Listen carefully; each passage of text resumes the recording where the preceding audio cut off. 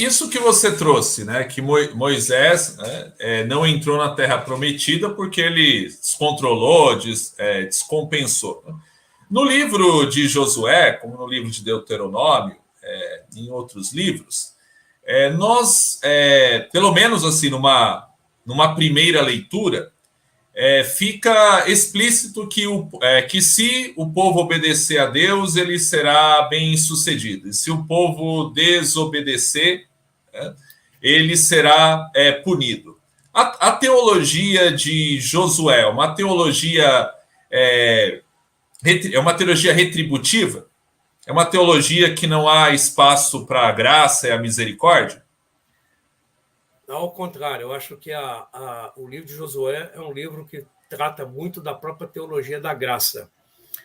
Por que a gente pode dizer isso, né? Uma das mensagens principais do livro de Josué é que Deus é o Senhor da história. Tem um ditado popular aí que diz que Deus escreve certo por linhas tortas. E eu digo assim que Deus está consertando as linhas tortas daquele povo o tempo inteiro. O povo é que traça linhas tortas, achando que está fazendo certo, está fazendo errado, e Deus se compraz desse povo muitas vezes. Falamos aí do bezerro de ouro. Moisés puniu severamente aqueles que lideraram o movimento, ainda que ele protegeu o irmão dele, Arão, que foi um dos principais organizadores da festa idólatra do bezerro de ouro. Mas Deus sempre deu oportunidade àquele povo de voltar, de retomar, de recomeçar.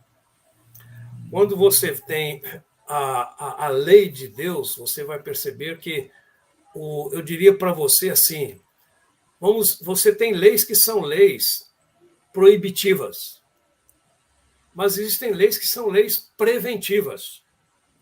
Então, muitas leis, por exemplo, você pega o livro de Levíticos, que muita gente acha complicado, porque quer pegar leis que foram colocadas para o povo sobreviver no deserto, como se fossem leis para eu cumprir hoje num centro urbano.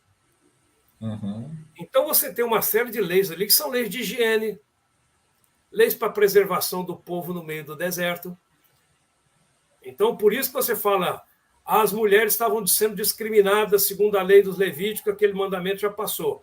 Quando fala do homem não manter um relacionamento com a mulher nos períodos de menstruação, porque você imagina aquelas mulheres em pleno deserto, onde não havia lugar nem para se tomar banho, os riscos que você tinha de contaminação. Então, aquelas leis eram leis que preveniam o povo de passar por situações adversas, eram leis exatamente dessa graça de um Deus que protege o seu povo de males maiores. É preciso entender a regra a partir do princípio que ela expressa, né? Isso, eu diria para você, eu ando hoje aqui no trânsito, existem sinais de trânsito, alguns dizem assim, é proibido parar nesse lugar. Tá bom, convencionou-se que ele é proibido parar. Mas existe uma série de leis ou de sinais que são sinais de advertência. Perigo à frente, cuidado, maneira velocidade, aquela linha preferencial, você vai cruzar por uma ponte, reduz a velocidade.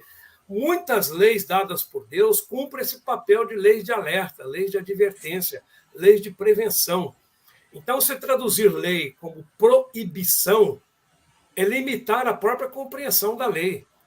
Por isso que nos dias de Jesus, fariseus principalmente, que eram escravos da lei, parêntese, e olha que muitas vezes nos assaltam os modernos fariseus, exigindo que você cumpra uma lei que teve uma missão específica num tempo, num lugar, numa época, e que não se aplica à nossa realidade urbana de hoje.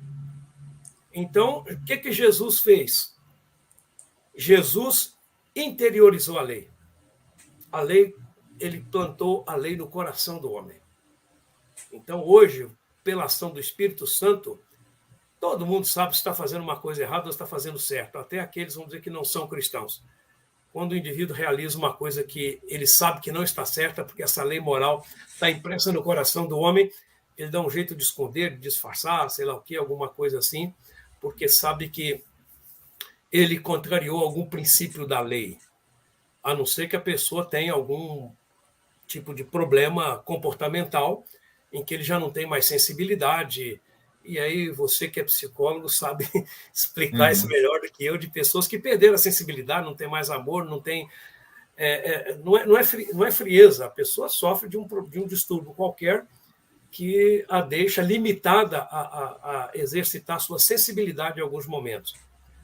Mas você vai perceber que, realmente, quando Deus chamou Josué, Deus disse a Josué, assim como eu fui com Moisés, eu vou ser com você. E você tem que se lembrar o seguinte, Moisés é a personagem que tratou Deus mais próximo. Diz o próprio registro de Deuteronômio, falando sobre Moisés, que mostra que não é ele escrevendo, nunca mais se levantou em Israel um profeta que tratou Deus tão de perto como Moisés. Moisés conversava com Deus como conversava com um amigo. Ele esteve cara a cara com Deus. E chegou a pedir ousadamente, Senhor, deixa eu ver a tua face.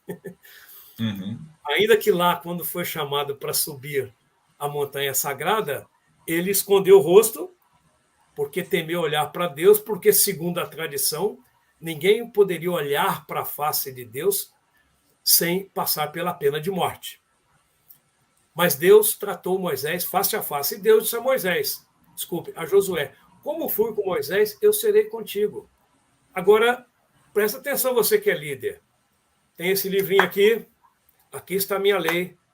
Não se desvie nem para a direita nem para a esquerda, porque aí você vai fazer prosperar o seu caminho.